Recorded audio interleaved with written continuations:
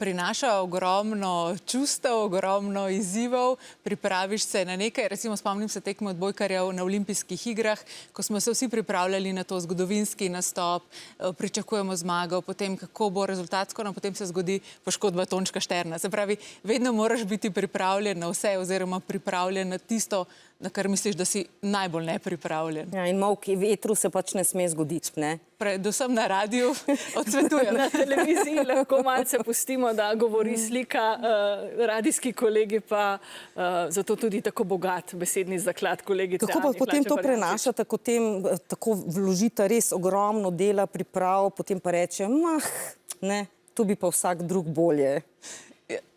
Glede na to, da sem sama najbolj kritična, me to ne vrže s tira, ker se mi vedno zdi, da bi lahko bila bistveno boljša, da bi lahko naredila bistveno bolje, tako da sem pa vesela, da ljudje poslušajo, da imajo svoje mnenje in sploh sem vesela, da radijski prenosi športnih dogodkov še obstajajo, da je to nek žanr, ki ga na Valu 202 tudi gojimo in razvijamo. To se mi zdi prav nek poseben privilegij.